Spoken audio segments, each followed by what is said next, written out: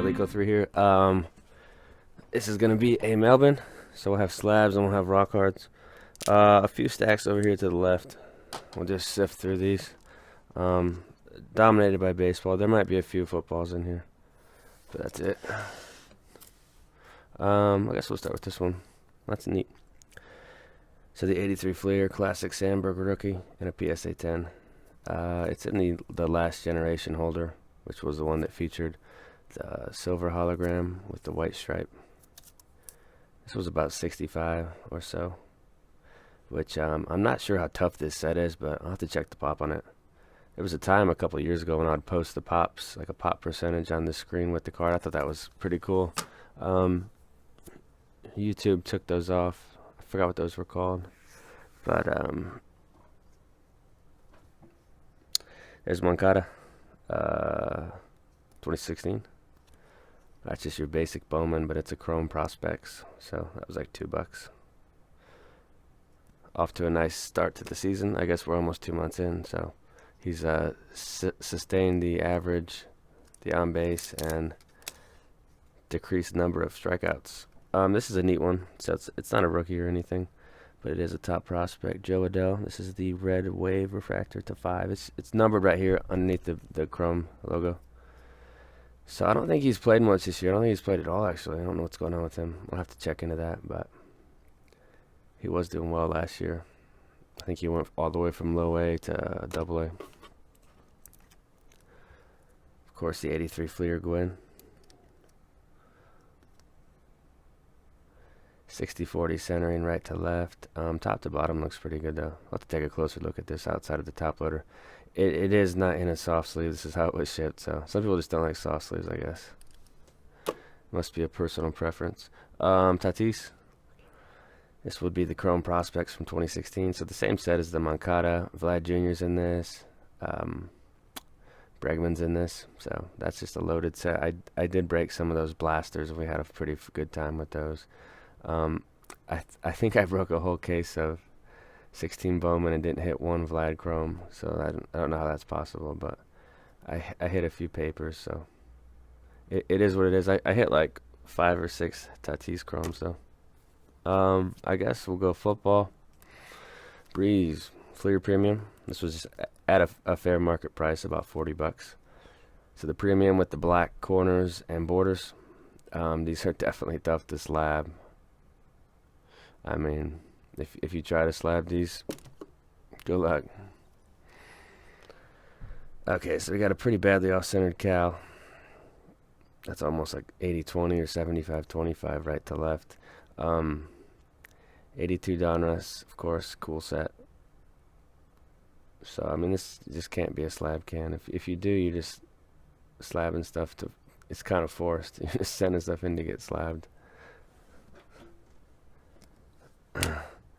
This Clemens, this is kind of, I didn't think this looked like that good of a 9, so I'm going to sell it. So it's in one of the old slabs. I mean, it's probably been slabbed at least 10 years, probably longer. Now, the front looks good. The centering right to left is like 50-50, top to bottom is like 60-40. Maybe it's on the case what I was seeing. Yeah, it might just be on the case what I was seeing. If that's the case, then this card looks great. I thought I was seeing like a surface problem here on the back, but it might just be this residue. So take a closer look at that one. I don't know why people put tape residue on these slabs. There's a way to get it off, I think, but it just doesn't make sense. So if you can afford some perfect fit sleeves, just buy some of those and protect your cards. I mean, it's expensive to grade stuff, so why not take pride in your stuff? Wade Boggs. That's 83 Donruss. That one looks good.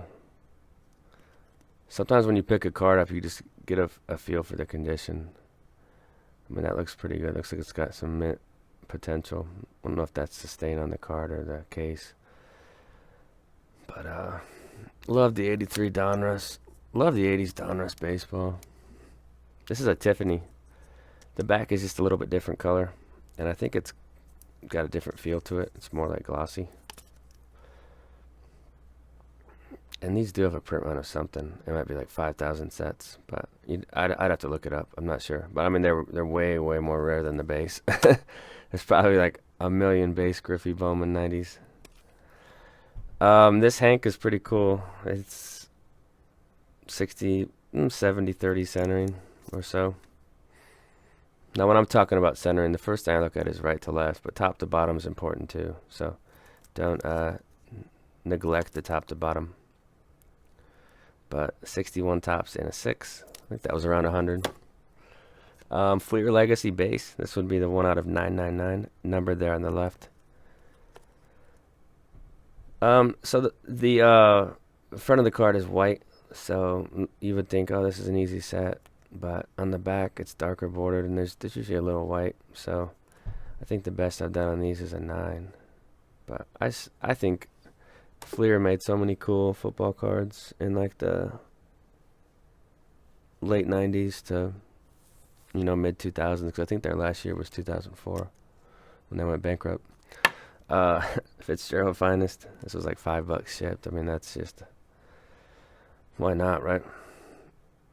Finest base, easy set, probably a 9.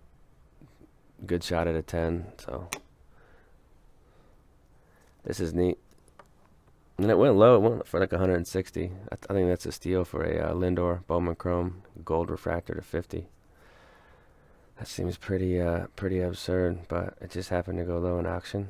It does have a scratch on the front, so I mean, I'll still send it in and cross my fingers for a 9, but most likely looking at an 8 on this one, which is still okay, because it's just a PC card, and then it'll transition into a CBF card too. What's this? 90 tops, Ken. So this card's worth close to $100 in a 10, just because it's so tough. Just picking this card up and holding it looks like a 10. The center, it's like perfect. I don't see any dings or flaws. So, I mean, that looks like a 10. It's a great card. Joey Bart. This is the Aqua. I was checking the back for the number, and I forgot Bowman switched it up. But it's numbered there, 125. That's called the Aqua Shimmer. Bart as a catcher. I think eventually he'll transition to like first or third, but we'll see. This card's interesting. It looks like, I don't know why, it just reminds me of Super Mario Brothers. I think that's why I bought it, because I like to play the old Marios. But he's got like the mustache, and that looks like the Mario cap right there. Plus, it's a Hall of Famer. It's an 86 card you don't see. And this is an old slab guy. It's probably close to 20 years old. So, Edgar and a 9. 86 Pro cards. Chattanooga Lookouts. That'd be like a XRC or RC. I don't know. Call it whatever you want. Robles, top 100 orange to 25. He's doing okay this year. Holding his own. He's actually come across some pretty good power numbers too. Tony Gwynn. There's the 83 Fleer. Top to bottom. And there's an Edge Nick. So this one probably won't be going to PSA. Just near mint. Maybe a penny can or just a fixed price. Here's Suarez to 50. I think he's AAA already. He's only like 21. So this was the gold refractor auto from 2019 Bowman, and it was only like $40. So I figured decent buy at that price. I don't do a ton of auto prospecting, I guess, when I sit back and think about it. David Ortiz. There's the refractor. They put that underneath the number. This was a 98. And then on the base Bowman, it says rookie card, because I guess it was his first Bowman. Yeah, he didn't have a 97. That would be a pretty cool card if he did have a 97 Bowman. I wonder why he didn't get included. Not sure how highly regarded he was as a prospect. Here's some Tony Gwynns. So Donruss, there's always that green dot on his nose on all the copies. Even the PSA 10s have it. So there's the Fleer. That one's off centered. This one's like 55-45. That one's got a crazy dinged corner. So in my opinion, when you are listing cards for sale, I think the norm for cards is, the condition should be near mint, which is about an 8, and there is some leeway. Some cards are gem mint, some cards are NM, which is near mint for 7. But when you sell a card like this with a corner like that, it's kind of like an EX/MT, which means mint. EX mint, so it's like a 6. So if you saw a card like that, I think you should put like a condition note, and that's just my opinion. If you guys ever check out my auctions, if I see a card like that, I'll put like a dash, and then I'll put like surface line or dinged corner or something, so you just kind of know what you're getting into. Plus, it just helps me as a seller, because if you don't disclose that info, it's just gonna get sent back. So why not save everybody some time? The card will go for less in auction, but it's okay. This is a lot. This was from Probstein, the sloppy shipper himself. It's like 24 of them. Tatis base chrome. I mean, this is kind of what I like to buy and collect in slab. Just a simple collector sometimes. So those were for a decent price. You know, he's on the DL. I'm going to call it the DL. I'm not going to switch to the new name. This was 285. So 10s go for around 450. Now, the risk of snapping this and sending it and going for a PSA 10, I mean, I think it's almost too high to even take. Because if you don't get the PSA 10, you're probably going to get the 9. And the card's worth, what, 60 or 70? So you're out $200. So it's kind of like you're either going to gain 150, 200, or you're going to lose that. I guess it's how bad you want to gamble. Another way you could do it is do a crossover and just keep it in this slab, but I think it's really hard to get those to cross over. So I don't know what I'll do. I might just keep it next. It's got all the subgrades are 9.5 or higher, so I consider it a true gem. And that's kind of a name in the hobby people talk about sometimes. Here's a Lindor. The surface is a 9, and I've actually snapped out some of these, and I mean, it's pretty rough on these Gem Mint 9.5 with the surface 9 Beckett card. So, you know, most of the time when I see these in auction, if I see a 9 surface, I just avoid it because they're scratched to hell. And I can't fathom a card being Gem Mint and having like scratches all over it. It doesn't make sense to me. So, I mean, I could snap this out and take a look at it. I don't know what I'll do with this one. I just thought it was a decent price for an orange refractor to 25, because a lot of these Beckett cards with low subgrades don't really sell at that much of a premium, because I guess people kind of value them the same way I do. Here's Cal. Now, I think we saw this one in the last video. I did pick up 2 or 3 of these puppies, so plus I pulled a couple from the pack, which I think one looks great, but it'll probably be like a 9, and the other one will probably be an 8. Somebody put that in the video, and I was like, yeah, you're probably right. I'm definitely not getting 2 10s, and probably not even a 10 and a 9, and maybe not 2 9s even. So here's the Ray Liotta rookie. What is this, updates? Yeah, love the updates. Always check your updates for that sparkle under the glove. It's like a $250 card, but the base is like 10 to 12 shipped. So solid card from a neat set. And those box prices jumped up. They're like 160 now for a Topps Update 15. I think doesn't make any sense to me, but the hobby doesn't sometimes. Tatis Prospect Auto 10. It's a neat one. It's got a little white on the corner, so I might sell this one. Kind of like the 10s just to look perfect, because you're paying that premium, so I mean, you might as well have a perfect card. It's not like this set's from the 80s or the 70s and it's hard to find a perfect card. There's tons of them out there. So Tatis. Now I'm just ranting. Nolan Ryan in the lighthouse. It's just a cool photo. I think it's the way, I don't know, it's the orange in the jersey or something, the cool action shot. So mint 9. That was like $10 shipped. Here's a purple one. So I've kind of said this on the channel a lot. I'd say like 75 to 90% of the time when you buy like a nice, good player and an auto that's colored, or even like the base prospect, it's gonna be scratched up when they're selling it raw. Cause you know, most people slab and they sell it when they don't want to slab it, and it's all right. I'll take the sloppy seconds. Clemens. I mean, these were just such a good deal.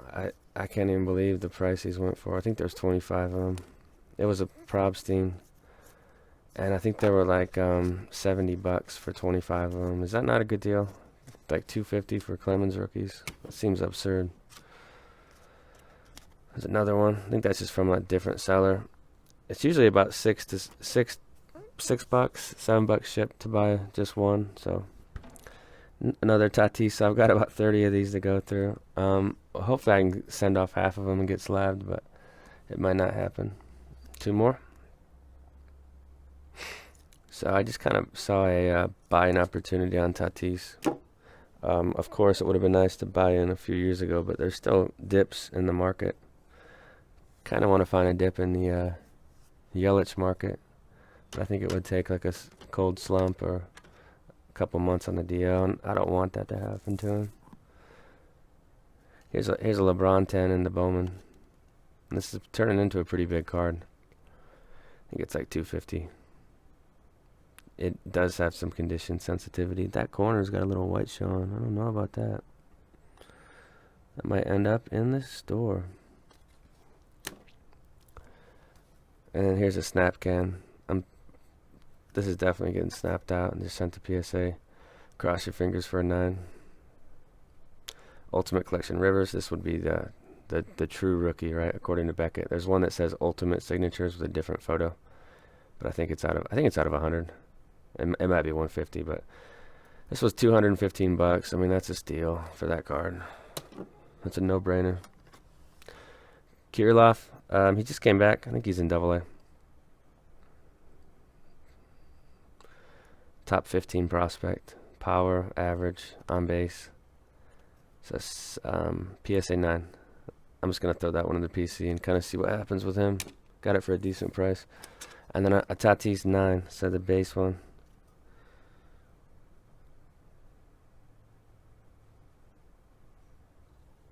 So it's a kind of a Tatis dominated mail batch here. I love this card. Electric Diamond 94. I want to bust one of these. I'm going to have to get my hands on some 94 Upper Deck boxes. The risk with those is the way the foil is. In 93, Upper Deck changed their foil, and they can stick together over all the years. So some boxes you just got to toss out. That one's off center pretty bad. So I don't know. Most times I try to screen the raw cards, and if I see one that badly off centered, I just don't bid on it. But I must have just been bidding really fast one night. 28 card lot of top 100s. I just have a variation listing, and these sell like hotcakes. And the lot was cheap, like 10 bucks. So I'll just throw it in the store, sell some stuff, get some feedback. 89 Fleer Lighthouse. This was like 11 or 12 shipped. And I do buy these in lots all the time, and I think 10s are pretty tough. This one's just got a centering issue, or it's probably a 10 because it's got the top to bottom spot on. That right corner doesn't look great either. So there's just a couple small things sometimes that hold things back from a 10. Here's a Donnie baseball. 84 tops. No soft sleeve either. That must be the new trend.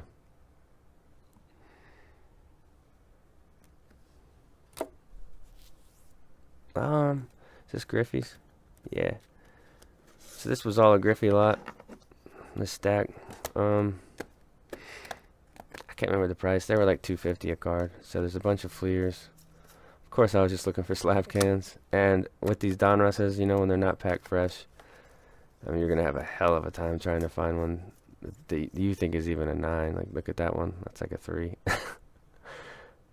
So, I think I don't know what I'll do this one. I don't think I'll list it because I don't want to deal with the repercussions, even if I put, like, surface spots, bad condition.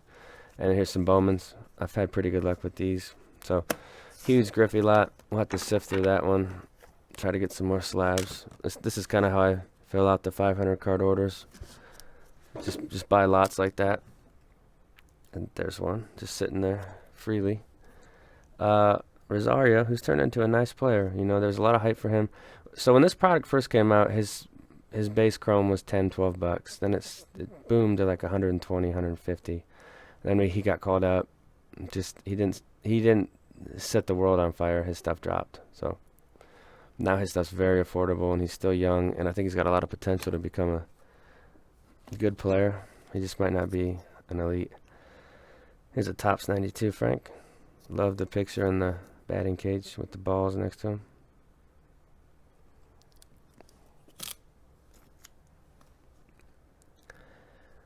'04 Topps Fitz. Always a fun card to try to slab. Very deceptive with the white though. Some more fleers. I think there's 10 fleers in here.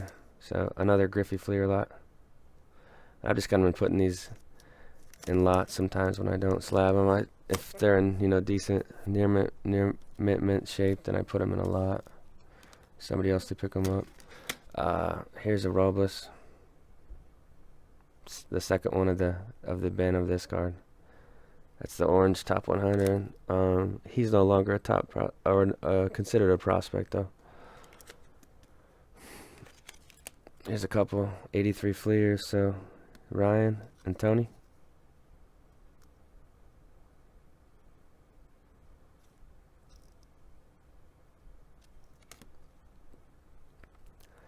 This one looks pretty good. I mean, I have to take them out and get my little magnifier and see them in the light to get a true opinion on them. I can't just hold them in the top loader because they all look pretty good in the top loader. Then you find more flaws when you take them out and look closer, like anything else. So there's that one. Here's a Clemens 85. Love the 85, of course. This one looks pretty good. Let's check the corners on the back. Just a little. I mean, that's PSA 9 center, and I think I have to check the surface and some other aspects of it, but looks like a pretty nice card right there. Hopefully we can slab that. Here's Boggs. The 83 Topps, classic Boggsy. This looks like he, yes, 7th round pick out of high school. Top to bottoms, I think that's pretty off. Too off to even consider. So Boggsy. 85 Donruss Clemens. It's got a little corner issue right there, so that's out. Love the 85 Donruss Clemens. I think I like it more than, I don't know, the Topps is cool too. It's hard to decide. And then of course the 84 Fleer update. I don't have that card, but that's a sweet one too. Alright, we're going to round it out with this one.